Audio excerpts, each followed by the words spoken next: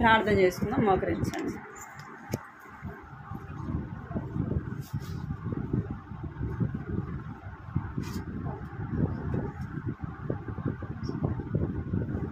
ప్రార్థన.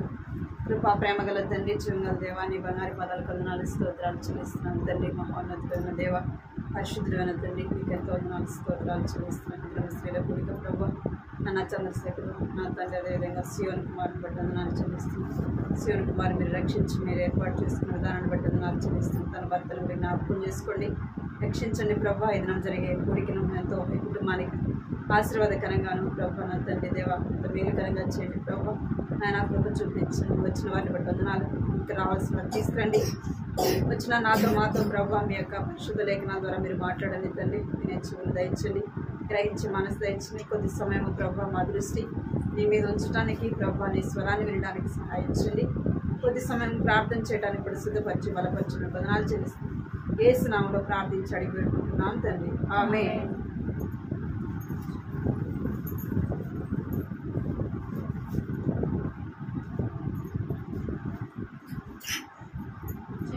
దేవుని వాక్యాన్ని చూద్దాం.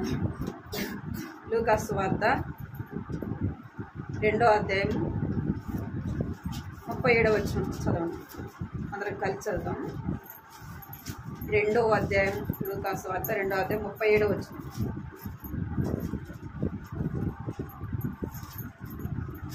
ఆ 84 సంవత్సరములు దేవాలయుండియు దేవాలయం విడవక ఉపవాస ప్రార్థన రేయం పగులు సేవ చేయొచ్చు. రోమా రాసిన పత్రిక 10వ అధ్యాయం 13వ వచనం. లైట్ రోమా రాసిన పత్రిక 10వ అధ్యాయం 13వ వచనం. అందరం కలిసి చదువుతాం బాగాని. ఎందుకనగా ప్రభువు నామమును బట్టి ప్రార్థన చేయవాడు ఎవడో వాడు రక్షింపబడును. ఏమవుతాడంట? ఎందుకనగా ప్రభువు నామమును బట్టి ప్రార్థన చేయవాడు ఎవడో వాడు ఏం చేస్తాడంట? రక్షింపబడతాడు. వాడు ఎవరైనా కావచ్చు. ప్రభువు నామమును బట్టి ప్రార్థన చేస్తే దొంగ అయినా కావచ్చు, ఎవరైనా కావచ్చు. దేవుని నామములో తాము తగ్గించుకొని ప్రార్థన చేస్తే ఏమవుతాడంట? రక్షింపబడతాడు. అంటే మన జ్ఞాపకం చేసుకోవాల్సిన మాట ఏంటంటే, ప్రార్థన మనలను ఏం చేస్తుంది? ప్రార్థన ఏం చేస్తుందంట? రక్షిస్తుంది. అంటే ఏదైనా అధికారులు అనుకోండి, వారికి రక్షణకరంగా ఎవరుంటారు? సీఎంకి ఎస్కాట్ ఉంటుంది కదా, ఎప్పుడు కూడా వాళ్ళకి భద్రతగా ఉండాలి. వారు ఎక్కడికి వెళ్ళి వాళ్ళు ఫ్రీగా వెళ్ళడానికి ఉండదు. వారి చుట్టూ ఎప్పుడు మనుషులు ఉండాలి.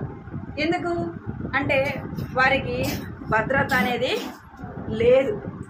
మరి మనం ఎక్కడికైనా పోవచ్చు కదా, భయం అన్నది ఉండదు.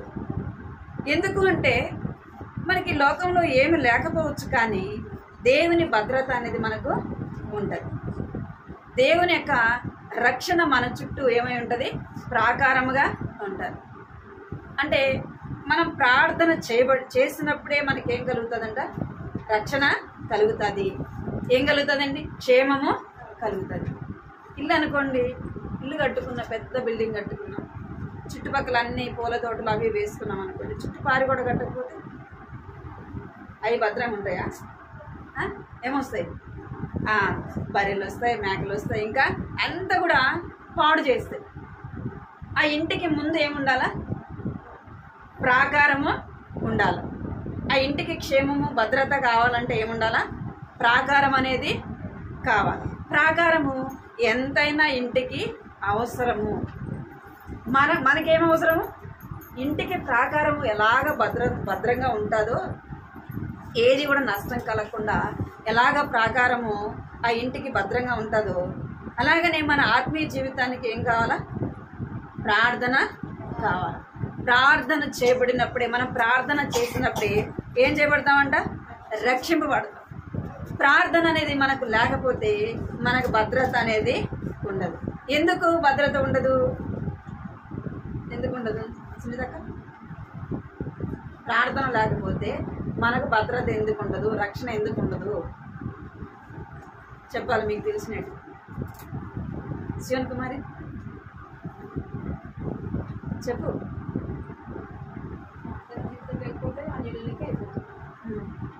ఇంకా ఇంకొకటి చెప్పాలి. అసలు ఎందుకు రక్షణ ఉండదంటే సాతానుడు ఏం చేస్తాడు? మన చుట్టూ తిరుగుతూ ఉంటాడు.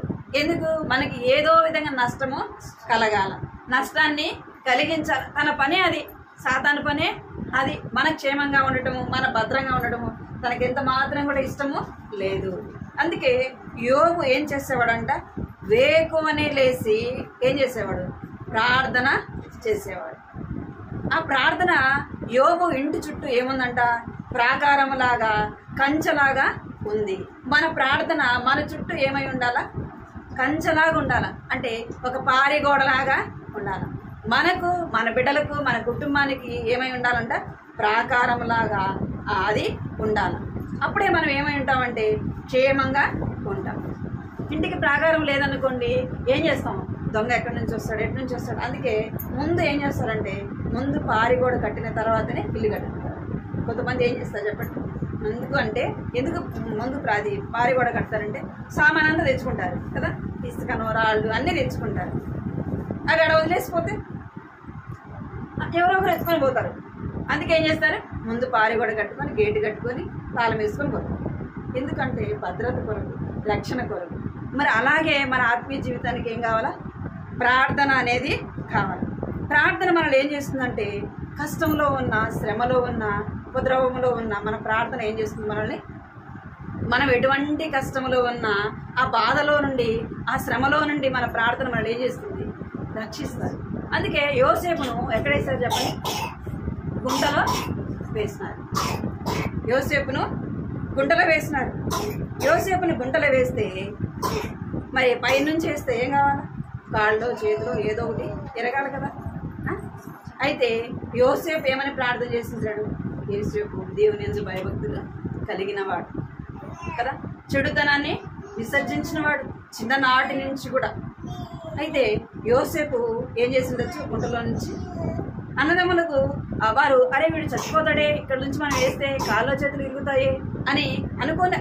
ఎంత మాత్రం కనికరం లేకుండా ఏం చేస్తారు? యోసేపుని నీళ్లు లేకున్నా గుంతలో ఏం చేసినారు? యోసేపును పడేసినారు. అయితే యోసేపు ఆ గుంటలో నుంచి మొరపెట్టింటాడు. మొరపెట్టింటాడు. అందుకే దేవుడు ఏం చేస్తున్నాడంటే తనకు ప్రాణహాని కలగకుండా ఏం చేసినాడు? రక్షించినాడు. మళ్ళీ వాళ్ళే ఏం చేసినారు? అరే వాడి గుంతలో ఉంటే ఏమైపోతాడు? ఏయో మృగాలు వచ్చి తినేస్తాయి అనేసి మళ్ళీ ఏం చేసినారంటే యోసేపుని మళ్ళా బయటికి తీసి అమ్మేస్తూ వచ్చాడు. అంటే ప్రాణ నష్టము కలగలేదు. తను ఏం చేపడుతూ వచ్చినాడంటే రక్షింపబడుతూ వచ్చినాడు. చూడండి యోనా గ్రంథంలో 2వ అధ్యాయం 9వ వచనం చూడండి. యోనా 2:9.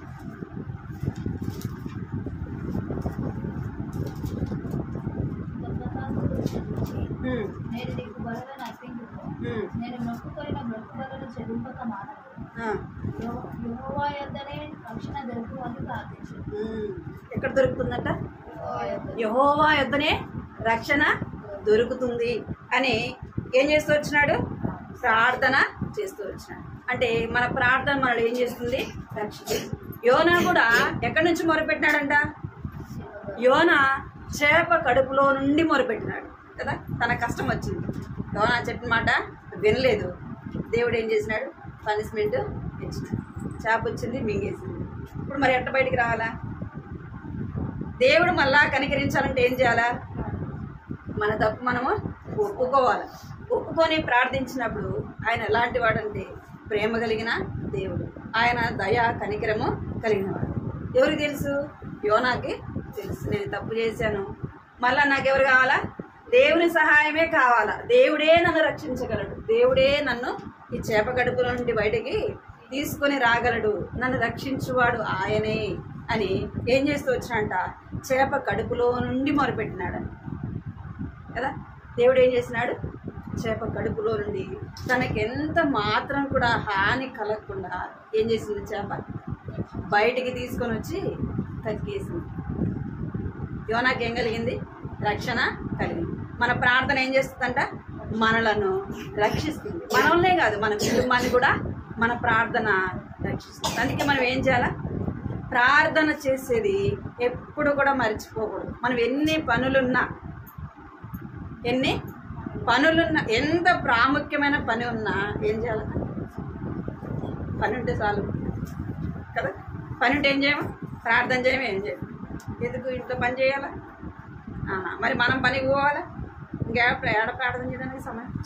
ఆ విధంగా నువ్వు వెళ్తే నీకేముండదు, ఆ రోజంతా ఏముండదు, క్షేమము ఉండదు, భద్రత ఉండదు.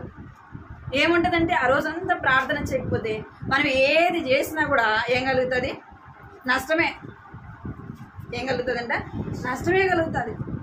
మనం ప్రార్థన చేసినప్పుడు ఏం చేయబడతామంటే రక్షింపబడతాము. చూడండి, 1 కొరింథీ 9:27 చూడండి. 1 కొరింథీ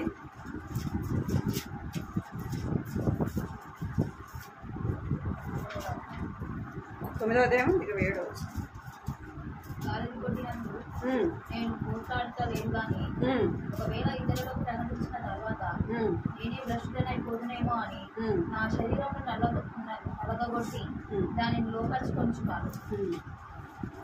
ఏం చేస్తున్నాడంట, మన శరీరాన్ని నలగొట్టుకుంటూ, ఏ విధంగా నలగొట్టుకుంటాం మనము అంటే ప్రార్థన చేయటం ద్వారానే మన శరీరము నలిగిపోతుంది. ప్రార్థన చేయకపోతే మన శరీరానికి ఏ మాత్రం కూడా శ్రమ అనేది కలగదు. మనం ఏం చేయాలంటే ప్రార్థన చేయటం ద్వారా మన శరీరము నలిగిపోతుంది. ఆత్మ ఏమైపోతుందంటే దినదినము ఉజ్జీవింపబడేదిగా ఉంటుంది. మన ప్రార్థన మనల్ని ఏం చేస్తుందంటే రక్షించేదిగా ఉంటుంది. నెహెమ్యా గ్రంథం చూడండి,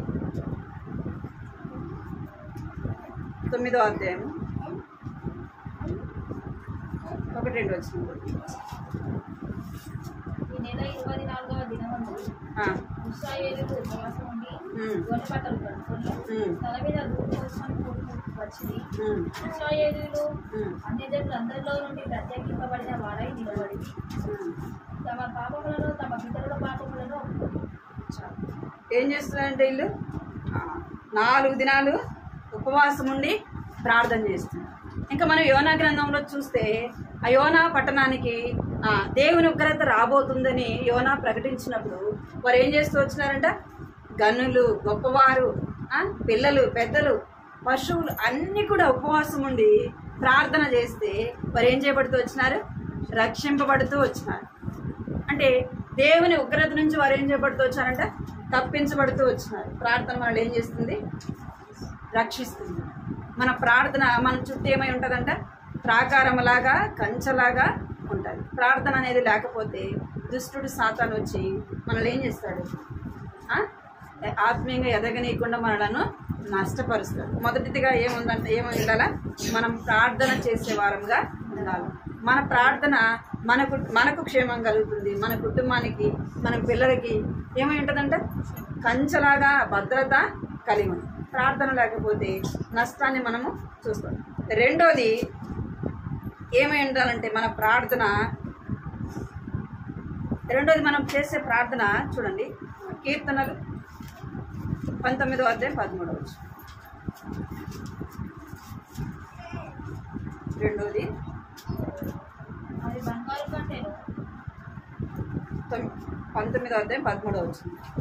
దురాభిమాన పాపములలో పడకుండా నీ సేవకుని ఆపుము, వాటిని నా నేలనీయకుము. అప్పుడు నేను యథార్థవంతులైన ఉపద్రవం చేయకుండా నిందారహితుడను. ప్రార్థన మొదటిదిగా ఏం చేస్తుందంట, మనల్ని రక్షిస్తుంది.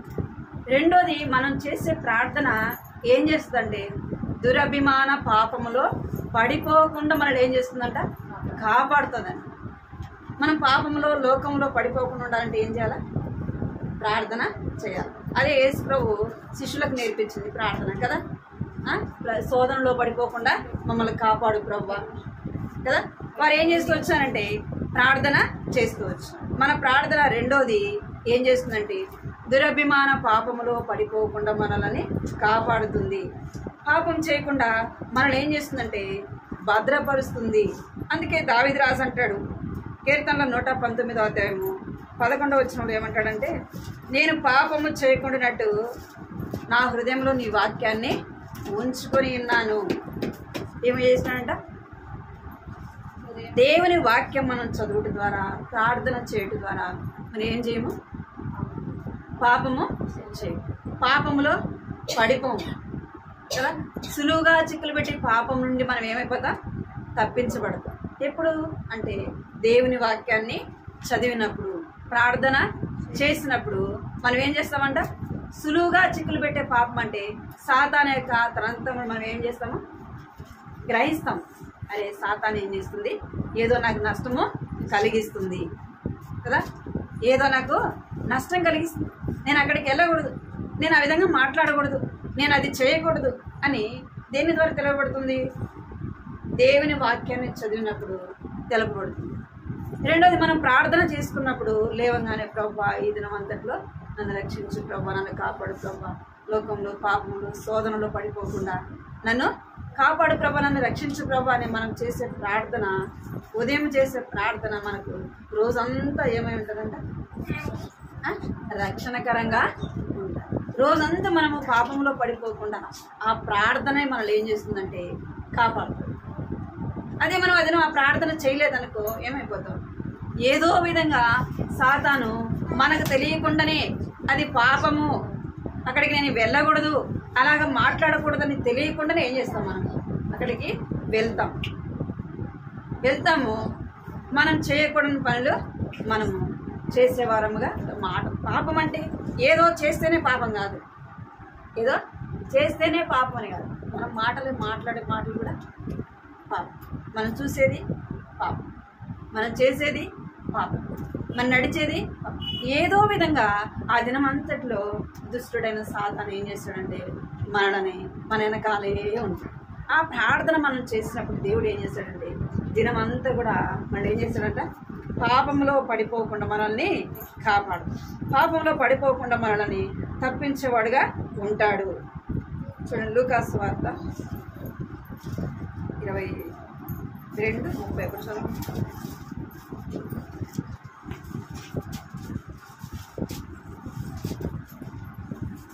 22:30.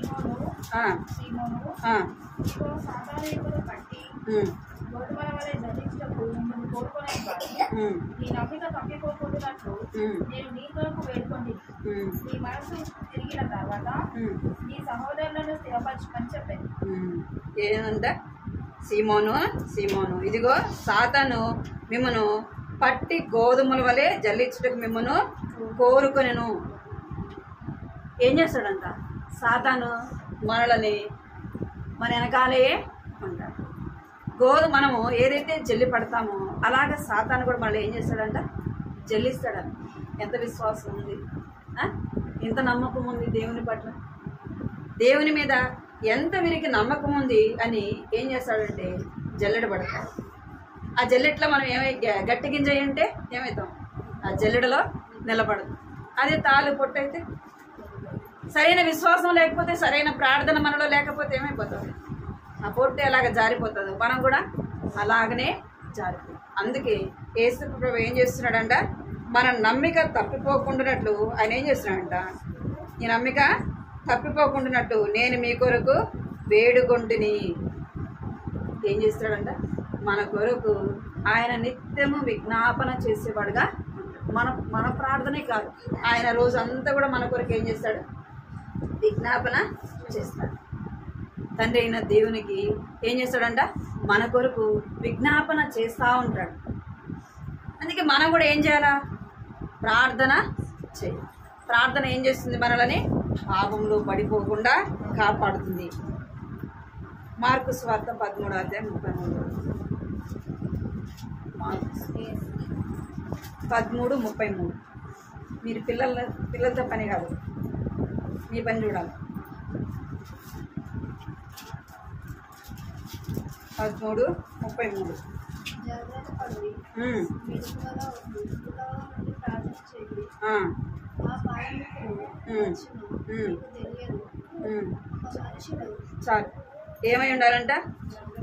జాగ్రత్త పడుడి, మెలకుగా ఉండుడి, ప్రార్థన చేయండి. ఆ కాలం ఎప్పుడు వచ్చినో మీకు తెలియదు. ఏ కాలము? దేవుడు వచ్చే కాలం, దేవుడు వచ్చే రాకడ. ఇంకొక మాట అంటాడు, మీరు శోధనలో ప్రవేశింపకుండానట్లు మెలకుగా ఉండి ప్రార్థన చేయండి. ఏం చేయాలంట? మన లోకంలో పాపంలో పడిపోకుండా ఉంటారంటే ఏం చేయాలంట? ప్రార్థన. లక్ష్మి నా ఫోన్ ఫోన్ తీసి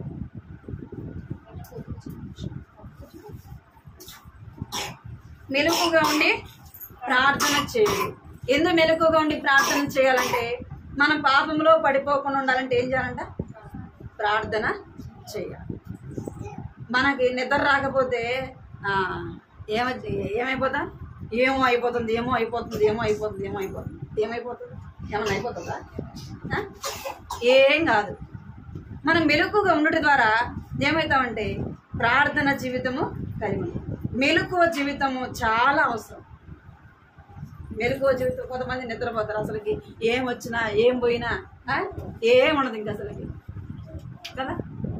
కొంతమంది నిద్రపోతే ఏమన్నా ఎవరన్నారా అని ఏమన్నా ఎత్తుకొని పోని ఏమన్నా కానీ తర్వాతనే మనం లేచేది. మనకు ఫుల్గా నిద్ర సరిపోయినాకనే లేస్తాం. లేచినాక నోటికి చేతి కొట్టుకుంటే ఏమొస్తుంది? మెలకువ అంటే విశ్వాసులుగా చురుకైన జీవితము కలిగి ఉండాల, మెలకువ జీవితము కలిగి ఉండాలి. మనము మెలకువగా ఉండటం ద్వారా ఏమి నష్టం? నిద్ర దేవుడు మనకి ఎంత కావాలన్నా. నైట్ అయితే నాకు అసలు నిద్రే పట్టాను. మన నైట్ కూడా అసలు ఒక్కోసారి నాకు చాలాసేపు 1 గంట 2 అయినా లేదు. రాత్రి కూడా 12 దాటిపోయింది నిద్ర రాలే. కూర్చొని వాక్యం చదువుతున్నా, వాక్యం రాసుకుంటాను. అన్నట్టు పొద్దున్న రాసుకుని పడుకో, పొద్దున్న రాసుకుని నేను పడుకో అంటే నిద్ర వస్తాయి కదా, ఎందుకు టైం వేస్ట్ చేయాలి అని ఏం చేస్తానంటే వాక్యం చూసుకుంటా, వాక్యం గుర్తొచ్చింది అది చూస్తా ఉన్నాను. మనం నిద్ర రాకపోనంత మాత్రాన మనకేం కాదు. మీరు నిద్ర రాకపోతే ఏం చేయాలంటే బైబిల్ చదువుకోవాలి, ఇంకేం చేయాలా? ప్రార్థన చేసుకోవాలి. అది అవకాశం దేవుడు ఇచ్చినాడు కదా. మనం దాన్ని మేలుకోనండి ఏదేదో ఆలోచిస్తే ద్వారా అనారోగ్యం వస్తుంది. ఆలోచించడం ద్వారా అనారోగ్యం. ఆ సమయాన్ని మనము సద్వినియోగపరచుకోవాలి. దేనికంటే వాక్యం చదివేది.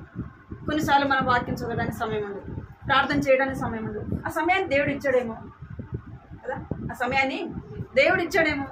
ఆ సమయాన్ని మనం ఏం చేయాలా? జ్ఞానంగా ఆ సమయాన్ని ఉపయోగించుకోవాలి. ప్రార్థన చేయడం, వాక్యం చదువుకోవడం. మనం ఎంతసేపు అయితే వాక్యం చదువుకోగలము, ఎంతసేపు అయితే ప్రార్థన చేసుకోగలము, అంతసేపు ఏం చేయాలి? ప్రార్థన చేయాలి. శోధనలో ప్రవేశింపకుండానట్టు మెలకుగా ఉండి ఏం చేయాలి? ప్రార్థన చేయాలి. మెలకువ జీవితము దేవుని బిడ్డలకు ఎంతైనా అవసరం. ఎందుకు అంటే దేవుడు ఎప్పుడు వస్తాడో, ఆయన రాకడ ఎప్పుడు వస్తుందో తెలీదు. నువ్వు ఆయన వచ్చే రాకడ ఎట్లా ఉంటుందంటే కన్ను మనము రెప్పను ఎంతసేపు ఆలుస్తాం? ఎన్ని నిమిషాలు పడుతుంది? ఎన్నో నిమిషాలు పట్టదు. అట్లనే యేసుప్రభు రాకడ ఉంటుంది. అందుకే ఏం కలిగి ఉండాలి?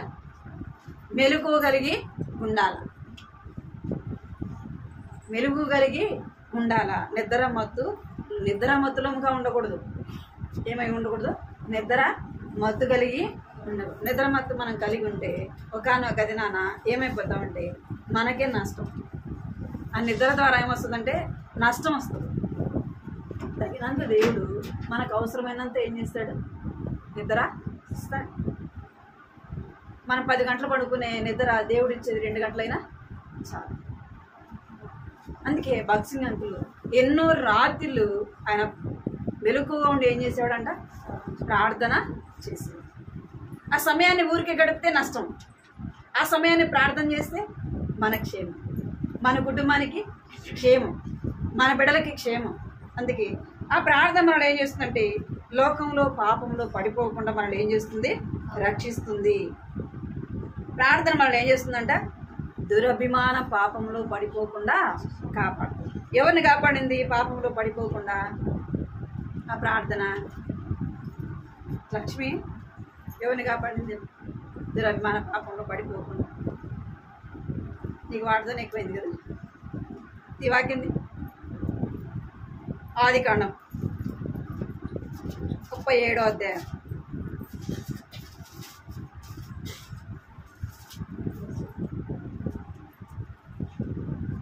చదవండి 12వ. కొన్ని సహోదరులు అతని యందు అసూయపడి, అయితే అతని 39వ అధ్యాయం 12వ. 39. ఆమె అతని వస్త్రం పట్టుకొని తనతో శయనింపమని చెప్పగా అతను తన వస్త్రమును ఆమె చేతిలో విడిచిపెట్టి తప్పించుకొని బయటకు పారిపోయాడు. అతడు తన వస్త్రమును ఆమె చేతిలో విడిచి తప్పించుకొని పోవుగా ఆమె చూసినప్పుడు తన ఇంటి మనుషులను పిలిచి ఏమైందంటే యోసేపుకి సాతానులాగా అవి ఏం చేస్తూ వచ్చింది, శోధిస్తూ వచ్చింది కదా. సాతాను మనల్ని ఎట్ట శోధించిందో యోసేపును కూడా అంత భక్తిపరుడు యోసేపు. చిన్ననాటి నుండి కూడా దైవికంగా పెరిగినాడు. చిన్ననాటి నుండి కూడా ఎంతో చెడుని అసహించుకుంటూ దైవికంగా పెరిగినప్పటికీ సాతాను ఏం చేస్తూ వచ్చింది, ఆ పాపంలో తనని పడేయాలని చూస్తుంది. అయితే యోసేపు ఎవరు తప్పించారు యోసేపుని ఆ పాపము చేయకుండా అంటే తన ప్రార్థన ఏమైపోయింది. తను దేవుని యందు భయభక్తులు కలిగి ఉన్నాడు కాబట్టి తను చేసే ప్రార్థన ఆ పాపం చేయకుండా తనని కాపాడగలుగుతూ వచ్చింది. మనం ప్రార్థన చేయకపోతే ఏమైపోతామంటే పాపములో పడిపోతాం. అందుకే ఏం చేయాలా, ప్రార్థన చేయాలి. ప్రభా ఈ రోజంతా నేను లోకంలో పాపంలో పడిపోకుండా నన్ను కాపాడు ప్రభు, నన్ను రక్షించు ప్రభా అని ప్రార్థించాలి. మన బిడ్డల కొరకు కూడా మనం ఏం చేయాలా, ప్రార్థన చేయాలి. ప్రభా నా బిడ్డల దినము స్కూల్కి వెళ్తున్నారు, రోజంతట్లో వారు పాపంలో పడిపోకుండా లోకంలో పడిపోకుండా వారి మాటల ద్వారా కానీ వారి ఫ్రెండ్స్ ద్వారా కానీ పిల్లలు కూడా స్కూల్కి వెళ్తారు కదా. వారికి తెలియదు కొన్ని ఏం మాట్లాడాలో ఏం మాట్లాడకూడదో పిల్లలకి తెలియదు. మరి వారి పాపంలో పడిపోకుండా ఉండాలి అంటే ఎవరు ప్రార్థన చేయాలి, ఎవరిది బాధ్యత? ప్రాముఖ్యంగా తల్లిది. ఎవరిది? తల్లిది. ఎందుకు అంటే బిడ్డల బాధ్యత ఎవరిది? తల్లిది. ఎందుకంటే బిడ్డలు ఎక్కువ ఉండేది తల్లి దగ్గరనే. తండ్రి దగ్గర కంటే ఎవరి దగ్గర ఎక్కువ ఉంటారు? తల్లి దగ్గర ఎక్కువ ఉంటారు. వారు చెడిపోవాలన్నా వారు బాగుండాలన్నా ఎవరి బాధ్యత? తల్లిదే. మరి నువ్వు ఎంత ప్రార్థన చేయాలని చెప్పండి. ఒక దినాన దేవునికి మనం ఏం చెప్పాలా? ఎవరి విషయమే? మన విషయమే చెప్పాలా. మనకిచ్చిన పిల్లల విషయమే కూడా దేవునికి. మరి ఏం చేయాలి మరి అట్టప్పుడు అంటే వారు లోకంలో పాపంలో పడిపోకుండా ఉండాలంటే వారి కొరకు మనం ఏం చేయాలంట? ప్రార్థన చేయాలా. యోబు ప్రార్థన చేశాడు కదా. వారి బిడ్డల కొరకే ఏం చేస్తున్నాడంట? వేకువజామునే లేచి ప్రార్థన చేస్తూ వచ్చినాడు. ఇంకేం చేస్తూ వచ్చినాడంటే వారు పాపంలో పడిపోయినారేమో, ఎక్కడో దేవుని దుఃఖ పెట్టారో, దేవుని ఎక్కడ బాధ పెట్టారో అని చూడండి. యోబు 5వ అధ్యాయం 1వ అధ్యాయం 5వ వచనం చూడండి. 1వ అధ్యాయం 5వ వచనం చదవండి తీసుకున్నారు. వారి విందు దినంలో పూర్తిగా యోబు తన కుమారులు పాపం చేసి తమ హృదయంలో దేవుని దూషించలేమో అని వారిని పిలవనంపించి వారిని పవిత్రపరిచి అరుణోదయమున లేచి వారు ఒక్కొక్కరి నిమిత్తమై దహన బలిని అర్పించు వచ్చారు. యోబు నిత్యము అలాగుగా చేయించుండేది. చాలు. ఏం చేస్తున్నాడంట? వారి కొరకై ప్రార్థన చేస్తున్నాడు. ఒక్కొక్కరిని పిలిచి వారి కొరకు ప్రార్థన చేస్తున్నాడు. రెండోది ఏం చేస్తున్నాడంటే దహన బలులు అర్పిస్తున్నాడు. ఒకవేళ వారి మాటల ద్వారా దేవుని దుఃఖపరిచారేమో, వారి చూపుల ద్వారా వారి మాటల ద్వారా వారి పనుల ద్వారా దేవుని దుఃఖపెట్టారేమో, దేవుని అవమానపరిచారేమో అని ఏం చేస్తున్నాడంట? ప్రార్థన చేస్తున్నాడు. బలులు కూడా అర్పిస్తున్నాడు. మనం బలులు అర్పించగలమా? మనకు బలులు అర్పించాల్సిన అవసరము లేదు. ఏం చేయాలా? ప్రార్థన చేయాలి. మన కొరకే ప్రార్థన చేసుకోవాలా. మన బిడ్డల కొరకే కూడా ప్రార్థన చేయాలి. ఎందుకు అంటే లోకంలో భద్రత ఉందా? పిల్లలకు ఉందా? నెలల పిల్లలకు ఉందా? చెప్పండి. సంవత్సరం పిల్లకి లేదు. రేపు మామూలు వచ్చేవాళ్ళకి కూడా ఏం లేదు. క్షేమము భద్రత లేదు. దుష్టుడు సాతాను ఏం చేస్తాడంటే ఏదో విధంగా నష్టం కలిగించడానికి ఏం చేస్తాడంటాడు? చూస్తూ ఉంటాడు. మనం ఎన్నో చూస్తున్నాం. పిల్లల్ని చంపేస్తున్నారు కదా, 2 సంవత్సరాల పిల్లల్ని, 3 సంవత్సరాల పిల్లల్ని కదా. మన పిల్లలు క్షేమంగా భద్రంగా ఉండాలంటే ఏం చేయాలా? ప్రార్థన చేయాలి. ఎందుకంటే మన వాళ్ళతో పాటు మనం పోలేము. స్కూల్కి పోతాం మనం వాళ్ళతో పాటు, వాళ్ళు అడిగిపోతాం మనం పోలేము. కాబట్టి ఏం చేయాలి? ప్రార్థన చేసి దేవునికి అప్పగించాలి. ప్రభువా, ఈ దినమంతా వారిని నువ్వే కాపాడు, ఈ దినమంతా వారి లోకంలో పాపంలో పడిపోకుండా వారిని రక్షించు ప్రభువా అని వారి కొరకు మనం ప్రార్థన చేయాలి. రెండోది ఏం చేయాలంటే మనము ప్రార్థన చేయాలా. రెండోది మనం ప్రార్థన చేసినప్పుడు మన బిడ్డలు ఏమవుతారంట? పాపంలో పడిపోకుండా రక్షించాలి. మన ప్రార్థన వారిని పాపంలో పడిపోకుండా కాపాడుతారు, దురభిమాన పాపంలో పడిపోకుండా కాపాడుతారు. మూడోది మన ప్రార్థన ఏం చేస్తుందంటే ఇర్మియా గ్రంథము 31వ అధ్యాయము 9వ వచనం, 31:9 చదవాలి. వారు ఏడ్చుచూ వచ్చెదరు, వారు నన్ను ప్రార్థించుచుండగా నేను వారిని రక్షించుదును. వారు తొట్టిల్లకుండా చక్కగా పోవు బాటను నీళ్ళ కాలువల యొద్ద వారిని నడిపించుదును. ఇశ్రాయేలుకు నేను తండ్రిని కానా? ఎఫ్రాయిము నా జ్యేష్ఠ కుమారుడు కాడా? ఏమంట? ఏమని చెప్పండి? ఏడ్చుచూ వచ్చదు. మనం ఏడుస్తా ఆయన దగ్గరికి వచ్చి ప్రార్థన చేస్తే ఏం చేస్తాడంట? వారు ఏడ్చుచూ వచ్చెదరు, వారు నన్ను ప్రార్థించగా నేను వారిని నడిపింతును. ఏం చేస్తాడంట? ఆయన మనల్ని నడిపిస్తాడు. ఎట్లా నడిపిస్తాడంట అంటే అక్కడ రాయబడింది, తొట్టిల్లకుండా చక్కగా నీవు బాటల నీళ్ళ కాలలేదు యొద్ద వారిని నడిపించదను. తొట్టిల్లకుండా మన ఆయన ఏం చేస్తాడంట? కాపాడు. మూడోది మన ప్రార్థన ఏం చేస్తుంది? మనల్ని తొట్టిల్లకుండా నడిపిస్తుంది. ఇట కుడికి కానీ ఎడమకు కానీ తొలగకుండా ఏమవుతుందంట? మన ప్రార్థన మనల్ని కాపాడుతుంది. మన ప్రార్థన మనల్ని రక్షించేది గాను, మన ప్రార్థన మనల్ని పాపంలో పడిపోకుండా కాపాడేది గాను. మూడోది మనము ప్రార్థన నడిపించును. ప్రార్థన ఏం చేస్తుందంటే నడిపిస్తుంది. ఏ మార్గంలో అంటే చక్కని మార్గంలో మనలను నడిపిస్తుంది, తొట్టిల్లకుండా నడిపిస్తుంది. మనం చూసే ప్రతి మార్గం కూడా మనకి ఎట్ట కనబడుతుంది? ఇది చక్కగానే కనబడుతుంది. ఈ మార్గం చక్కగా ఉంది అనుకొని మనం ఆడదాకా పోయినాం అనుకోండి, ఏముంటుంది? అక్కడ రోడ్లు కదా, అందుకే బోర్డులు పెడతారు కదా. అంటే మనకేమో మనకు కనిపించేది అది చక్కగా కనబడుతుంది, కానీ అది సరైన మార్గంగా ఉండదు. అదే దేవుని సన్నిధిలో మనం ప్రార్థించినప్పుడు ఆయన ఏం చేస్తాడంట? చక్కని మార్గంలో నడిపిస్తాడు. కుడికి తొలగకుండా ఎడమకు తొలగకుండా మనం నడవలసిన మార్గము ఆయన ఏం చేస్తాడంట? నడిపిస్తాడు. చూడండి, కీర్తనలు 32:8. కీర్తనలు 32వ అధ్యాయము 8వ వచనం.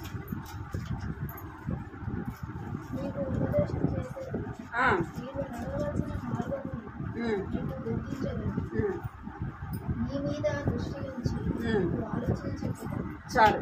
ఏం చేస్తాడంట? నీకు ఉపదేశము చేసేదను, నీవు నడవలసిన మార్గము నీకు బోధించదను, నీ మీద దృష్టి ఉంచి నీకు ఆలోచన చెప్పేది. ఏం చేస్తాడంట? తొట్టిల్లకుండా చక్కని మార్గములో నడిపిస్తాడంట. ఇక్కడ కీర్తనలో రాయబడింది, నీకు ఉపదేశం చేస్తాడంట. ఏం చేస్తాడు? ఉపదేశం అంటే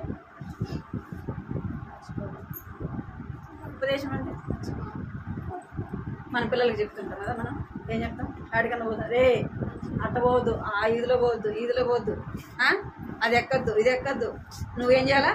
చక్కగా పోయి చక్కగా రావాలని పిల్లలకి ఏం చేస్తాం? వారికి తెలియదని మనం ఏం చేస్తాం?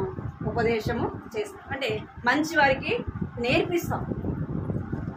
ఇక్కడ దేవుడు కూడా మనం నడవలసిన మార్గం మనకు తెలియదు కాబట్టి ఆయన ఏం చేశాడంటే, మనం ఆయన సన్నిధిలో ప్రార్థించినప్పుడు ప్రభువా నేను ఎటు నడవాలా, ఎటు పోవాలా, ఎటు రావాలా అని మనం ఆయన అడిగితే ఆయన ఏం చేస్తాడంట? తొట్టిల్లకుండా చక్కని మార్గంలో నడిపిస్తాడంట. ఇంకేం చేస్తాడంటే ఉపదేశం చేస్తాడంట. ఆయన ఏం చేస్తాడు? మనకి ఉపదేశం చేస్తాడు. ఇంకేం చేస్తాడంటే నీ మీద దృష్టి ఉంచి నీకు ఆలోచన చెప్పేదను. మన మీద దృష్టి ఉంచి ఏం చేస్తాను? ఆలోచన చెప్తారు. ప్రార్థన చేయటం ద్వారా చెప్పండి, మన ప్రార్థన మనల్ని ఏం చేస్తుంది? రక్షిస్తుంది. మన ప్రార్థన పాపంలో పడిపోకుండా మనల్ని కాపాడుతుంది. మనం చేసే ప్రార్థన ఏం చేస్తుందంట? చక్కని మార్గంలో మనల్ని నడిపిస్తుంది. అందుకే మనం ఏం చేయాలి? ప్రార్థించాలి. మరి ఈరోజు ప్రార్థన చేసినారా?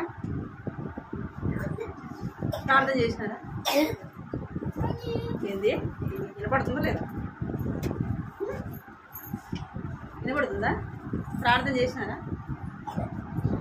అర్థమవుతుంది మీకు? ఈరోజు ప్రార్థన చేసినారా అంటున్నా? చేసినారా? అది ఎంత మంచిది నేను అసలుకి. ఎందుకు? ఎన్ని గంటలకు పడుకున్నారు? ఎన్ని గంటలకు లేచినారు? ఎన్ని గంటలకు పడుకున్నారు కదా? ఎంత మంచి మీరు అసలు. తెలిసిన వాళ్ళ తెలియని వాళ్ళ మీరు? మీకు మీ పిల్లలకి ఏమన్నా తేడా ఉందా? అట్ట చెప్పాకండి, తెలిసి తెలియని వాళ్ళని చెప్పాకండి. ఇప్పుడు ఒకవేళ నాకు చెప్పొచ్చేమో కానీ దేవుడికి చెప్పలేరు మీరు. మీరు నిజంగానే అట్లనే ఉండాలి. ఎట్లుండాలంటే చిన్న పిల్లలకి వాళ్ళకి ఎన్నిసార్లు చెప్పినా ఏమైపోతుంది? మళ్ళా ఇదే మీరు కూడా అంతే. నేను అంటున్నాను, మీరు బాధపడద్దండి. నేను ఎందుకంటే మిమ్మల్ని గమనిస్తానే ఉంటాను. ఇప్పుడు సిస్టర్స్ మీటింగ్ మీరు ఇప్పుడు ఎన్ని సంవత్సరాల నుంచి వింటున్నాను? 2 సంవత్సరాలు కదా? 2 సంవత్సరాల నుంచి సిస్టర్స్ మీ వాక్యం వింటున్నారు లేదా? మాకు ఈ సిస్టర్స్ మీటింగ్ ద్వారా మేము ఇది నేర్చుకున్నామని ఒక్కటి చెప్పండి. నేర్చుకున్నారు ఏమైనా? అప్పటికి ఇప్పటికి మళ్ళీ మార్పు ఉంది. సిస్టర్స్ అంతకుముందు అంటే ఉండిందా మీకు? సిస్టర్స్ మీటింగ్ ఉండిందా? కూడుకునిందా? లేదు కదా? మామూలు జనరల్ మీటింగ్గా ఉంటారు. స్త్రీలు మాత్రమే ఇలాగ ఉండాలా, ఇది చెయ్యాలా, ఇది చేయకూడదు అని చెప్పేవాళ్ళు ఉండాలా? లేదు. మరి ఇప్పుడు 2 సంవత్సరాల నుంచి మీరు వింటున్నారు కదా, మరి ఇప్పుడు మీరు ఏం నేర్చుకున్నారు? కొద్దిగా నేర్చుకున్నారు. అదేలే, పిల్లలు 2-3 సంవత్సరాలు పోతే ఏబిసిడీ రాజు వచ్చినట్టు వస్తుందో. నేను చెప్తున్నా, మీలో మార్పు అనేది రావాలి. ఏం రావాలా? మార్పు అనేది రావాలి. రోజు వింటున్నాం కదా, వీళ్ళు రోజు చెప్తారులే, వీళ్ళు ఇంతేలే అని ఎప్పుడు కూడా అనుకోవద్దు. మోసపోకూడదు. దేవుడు వెక్కిరింపబడదు. ఏం చేయాలి? మనమే మోసపుచ్చుకోకూడదు. దేవుడు ఎప్పుడు కూడా వెక్కిరింపబడడు. మనకే నష్టం, వ్యక్తిగతంగా మనకే నష్టం. మీరు ప్రార్థన చేసినా చేయకపోయినా, వాక్యం చదివినా చదవకపోయినా ఎవరికి నష్టం? మీరే బైబిల్ చదవకపోతే, మీరే ప్రార్థన చేయకపోతే మీ పిల్లలు ఎట్లా చేస్తారు? సండే రోజు పిల్లల్ని అడిగితే అరే ప్రార్థన చేసినారా అంటే ఎవరు చేయలేదంటారు. వేరే వాక్యం చదివినారా అంటే చదవలేదంట. అరే మీ అమ్మలు చెప్తున్నారా లేదా అంటే కూడా వాళ్ళు ఏం చెప్తారు? గుర్తుపెట్టుకోండి. ఏంది? మీ అమ్మలు ఏమైనా చెప్తున్నారా లేదా అంటే కూడా వాళ్ళు ఏం సమాధానం చెప్పారు? ఏం చెప్తారు వాళ్ళు? మీరే చేయకపోతే, మీరే ప్రార్థన చేయకపోతే, మీరే వాక్యం చదవకపోతే చెప్పండి ఎట్లా? మీదేనా? మీదేనా? ఏ సునీతక్క నీ కూతురికి ప్రార్థన చేసి నేర్పిస్తున్నావు లేదా? చూడండి, ఇప్పుడున్న పరిస్థితులు ఎట్లా ఉన్నాయంటే, మన ఎన్ని సంవత్సరాల పిల్లోడు చంపేసినాడు అమ్మాయిని? మీకు అందరికి యూట్యూబ్లో చూసే ఉంటారు, మీకు తెలుసు. ఎన్ని సంవత్సరాల పిల్లోడు చంపినాడు? 16 సంవత్సరాలు అంటే 15 సంవత్సరాలు. 10th క్లాస్ చదివాడు అంత ఘోరంగా చంపేసినాడంటే దానికి ఎవరు తప్పు? తల్లిది కదా. అంత దుర్మార్గంగా పెరిగినాడంటే ఎవరు తప్పు? తల్లిది. మరి మీకు దేవుడి గురించి తెలిసి మీరు పిల్లలకు బోధించకపోతే, పిల్లలు ఎట్టుపోతున్నారు, ఎటు వస్తున్నారు, ఏం చేస్తున్నారు మీరు గుర్తించకపోతే ఏంటి పరిస్థితి? మీరు ప్రార్థన చేయకపోతే మీ పిల్లలు ఎట్ట చేస్తారు? మీరు బైబిల్ చదవకపోతే మీ పిల్లలు ఎట్ట చదువుతారు? మీరు ఏదో సంపాదించి పెట్టేది వాళ్ళకి కిరీటం పెట్టుకోవచ్చు.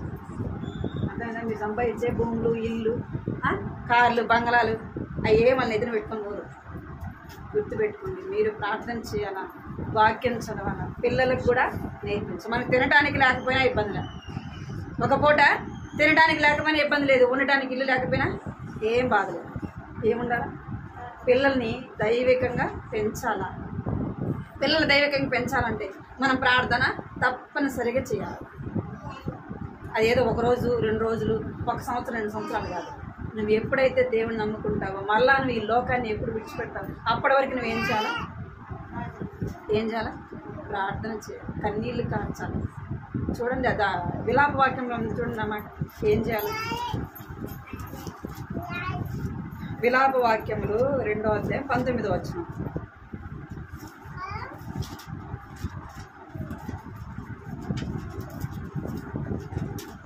విలాప వాక్యములు 2వ అధ్యాయం 19వ వచనం చదవండి. నీవు లేచి మొదటి జామున మొరపెట్టుకో, నీళ్లు కుమ్మరించినట్లు ప్రభు సన్నిధిని నీ హృదయంలో కుమ్మరించు. నీ పసిపిల్లల ప్రాణం కొరకు నీ చేతులను ఆయన తట్టు ఎత్తు.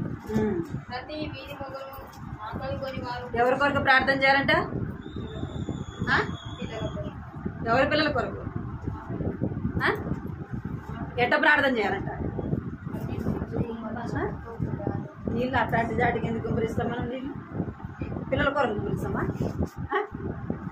కుమ్మరించాం, పిల్లల కొరకు కుమ్మరించాం. దేని కొరకు కుమ్మరిస్తాం? ఏదన్నా పండగ వచ్చే ఏం కావాలా? మంచి చీర కావాలా? ఇంకేం కావాలా? ఏదైనా పంట బాగా పండిందంటే ఏం కావాలా? మెళ్ళకి దండ కావాలా కదా. వాటి కోసం కార్చమంటే కన్నీళ్ళు బిందెలు పోతుంటాయి. ఇంకా ఏమవుతాయి? అన్నం తినం కదా. ఏం చేస్తాం? మనం అడిగింది తెచ్చేంత వరకు ఈ గిన్నెట్ట ఆ గిన్నెట్ట దానికోసం నువ్వు ఏడుస్తుంది. ఏ దానికోసం ఏడుస్తుంది? నీ పిల్లల కొరకు ఊరికే చేస్తే కాదు, ఏం చేయాలంట? కన్నీటితో ప్రార్థన చేయాలి. మనలో మార్పు రాకుండా మనలో రాకుండా మన పిల్లల మార్పు రాదే రాదు. నేను గుర్తుపెట్టుకోండి. నీలో రాకపోతే నీ పిల్లలు అస్సలు రాదు. ఎవరిలో రావాలా? ఫస్ట్ నీలో రావాలి. అలాగే మంచి బట్టలు కదా, మంచి బ్యాగ్, మంచిగా చదివిస్తున్నాము, మంచిగా వాళ్ళకి అన్నీ చూస్తున్నాము, సాగుదా అనుకుంటా. అవన్నీ పెట్టకపోయినా బాధగా, ఒక పూట వాళ్ళని ఫస్ట్ పెట్టినా ఏం ఇబ్బంది లేదు. ఏం చేయాలా? వారిని మాత్రం దైవికంగా పెంచండి. సమాజాన్ని చూసి, జరిగే పరిస్థితులను చూసి అయినా మీరు ఏం తెచ్చుకోవాలా? జ్ఞానము తెచ్చుకోవాలి. సమాజాన్ని చూసి ఏం చేయాలా? జ్ఞానము తెచ్చుకోవాలి. మన పిల్లలు చెడిపోకుండా, మన పిల్లలు చిన్న వయసులోనే మాట వినలేదంటే తప్పు చెప్పండి. మనదే తప్పు. మన పిల్లలు మన మాట వినలేదంటే అందుకే ఏం చేయాలంటే మీరు ప్రతిరోజు కూడా ప్రార్థన తప్పనిసరిగా చేయాలి. ఎవరి కొరకు చేయకపోయినా మీ బిడ్డల కొరకు కన్నీటితో ప్రార్థన చేయాలి. నీళ్లు కుమ్మరించిన నీళ్లు పోస్తే ఏమైపోతుంది? ఒక్కసారిగా అన్ని భూమి మీద పడుతుంది. మన హృదయం కూడా అట్లనే ఏం చేయాలంటే నీళ్లు కుమ్మరించినట్టు కుమ్మరించాలి. ఎవరి దగ్గర? ప్రభు దగ్గర. ప్రభు, నా బిడ్డలకు ఏమి లేకపోయినా పర్వాలేదు ప్రభు, నా బిడ్డలు ఏం కావాలా? చిన్న వయసులో ఏం చేయాలి? రక్షణ పొందాలి. ఏం చేయాలంటే మన పిల్లలు రక్షణ పొందాలి. ఎప్పుడు? చిన్న వయసులోనే. నేను అదే ప్రార్థన చేస్తాను. ప్రభా, నా పిల్లలు ఇద్దరు కూడా 10th క్లాస్ అయిపోయేలోపు ఏం చేయాలా? రక్షింపడాలా, బాప్తిసం తీసుకోవాలా. అదే ప్రార్థన చేస్తాను నేను. మన ఎబ్రోన్లో యూత్ మీటింగ్కి వెళ్తే తెరీసా అటు పోయినసారి వీపేసి పోయినప్పుడు రక్షణ తీర్మానం చేసుకున్నాను. నేను చూస్తూనే ఉండే వెనకాల నుండి. సరే, మన ఎబ్రోన్లో ఏం చేసిందంటే బాప్తిసం కొరకు, సేవ కొరకు చేస్తుంది. దానిలో లెటర్లో రాసింది. ఎబ్రోన్ నుంచి ఫోన్ చేసి పాప సేవకు తీర్మానం చేసుకోండి ఏంది అని అడుగుతున్నారు. ఎబ్రోన్ నుంచి ఫోన్ చేసి బాప్తిసం మొన్ననే యూత్ మీటింగ్ అప్పుడు బాప్తిసం తీసుకుంటాను. ఏం చెప్పినానంటే ఇప్పుడు గవర్నమెంట్ రూల్ ప్రకారంగా 18 సంవత్సరాలు వచ్చేంత వరకు బాప్తిసం తీసుకోవాలి అని, అంటే తీసుకోవాలని ఎంతో ఆశ, బాప్తిసం తీసుకోవాలని నేను చెప్పాను. విలేంకేరి మద్రాసు పోయినప్పుడు సాయంత్రం వాక్యం చెప్తున్నారు. ఒక అంకులు వాక్యం చెప్తున్నారు. వాక్యం చెప్తుంటే ఎవరైతే రక్షింపబడినారో, రక్షణ కొరకే తీర్మానం చేసుకున్నారో వారు చేయొద్దంటాను. వీళ్ళేం చేయొద్దు. విలియం దగ్గర ఇంకోడు మన బిడ్డ కంటే కొంచెం చిన్న ఉంటాడు. వాడిద్దరు ఒక దగ్గర కూర్చున్నాడు. వాడు చేయిస్తున్నాడు, వీడు చేయిస్తున్నాడు. నేను వెనకాలని చూస్తాను, వాళ్ళు ఊరికి ఎత్తింటారులే అని నేను గమ్మకు చూస్తాను. చేతులు దించండి అంటే కార్డు ఇచ్చేంత వరకు విలియం చేయించలే, చేయట్టు పైకి పెట్టుకునే ఉన్నాడు. ఇంకా వాళ్ళు చూసి ఏం చేసినట్టు చివరికి కార్డు ఇచ్చారు. రక్షణ తీర్మానం కొరకే కార్డు మనం ఇస్తాం కదా, అట్లా కార్డు ఇచ్చినాడు. ఆ కార్డులో రాసిచ్చినాడు రక్షణ తీర్మానం కొరకు ప్రార్థన చేయాలి. అది అయిపోయింది. మళ్ళా రోజు ఇంటికి వస్తున్నాం. అక్కడనే సేవకుడు ఏం చేసినాడంటే విలియంని పిలిచినాడు. విలియం, నువ్వు ఎందుకు ఎత్తినావు రాత్రి చెయ్యి? దేనికోసం ఎత్తినావు? ఏం అర్థమైంది నీకు అని అన్నాడు. అంకుల్, నేను రక్షణ కొరకే ఎత్తినాను. ఆయన చెప్తున్నాడు, అక్క రాత్రి విలియం చేయి ఎత్తినాడు, చూసినారు అక్క మీరు అన్నాడు. అన్న నేను చూస్తానే ఉన్నా, ఏది పిల్లోడు కదలే తెలియజే ఎత్తి పెట్టుకోనని నేను అనుకున్నానని. ఎందుకొరకు ఎత్తినావు అన్నాడు. నేను రక్షణ కొరకు ఎత్తినా అంకుల్ అన్నాడు. దేవుడు ఎట్ట మాట్లాడినాడు అన్నాడు. ఆ వాక్యం గురించి చెప్పినాడు. ఈ వాక్యం ద్వారా అంకుల్ నాతో మాట్లాడినాడు అంకుల్ దేవుడు. నేను ఎందుకు చెప్తున్నానంటే మన బిడ్డలు పాడైపోకముందే ఏం చేయాలా? చిన్న వయసులోనే వాళ్ళు ఏం కావాలా? రక్షణ. అదే మనం ఇచ్చే పెద్ద బహుమానం ఏంటంటే అదే దేవునిలో వారు దేవుని నమ్ముకుంటే అది చాలు. అన్నీ తర్వాత దేవుడే ఇస్తాడు. జ్ఞానం ఇస్తాడు, చదివిస్తాడు, వారికి కావలసినవన్నీ కూడా దేవుడు ఇస్తాడు. అందుకే మనం ఏం చేయాలా? పిల్లలు లేరని ఎంతోమంది దేవుడు ఇచ్చిన పిల్లలు మనం ఏం చేయాలి? వారి కొరకు మనము బాధపడి ఏడ్చి దేవునికి అప్పగించాలి. ఏదో మీరు ఏదో చెప్తున్నారులే వీళ్ళు అనుకుంటున్నాను. మీరు పిల్లల విషయమే చాలా జాగ్రత్త ప్రార్థన చేస్తాం. ఈ 300 అనుభవంలో మనం ప్రార్థన చేయడం ద్వారా రక్షింపబడతాం. మనం ప్రార్థన చేయడం ద్వారా లోకంలో పాపంలో పడిపోకుండా మన ప్రార్థన మనల్ని ఏం చేస్తుంది? కాపాడుతుంది. మనం ప్రార్థన చేయడం ద్వారా ఏం చేయబడతామంట? మనల్ని దేవుడు తొట్టిల్లకుండా కాపాడి చక్కని మార్గంలో మనల్ని నడిపిస్తాడు. ఈ 3 అంతల ఆత్మీయ జీవితాన్ని మనం ఎదిగినట్లుగా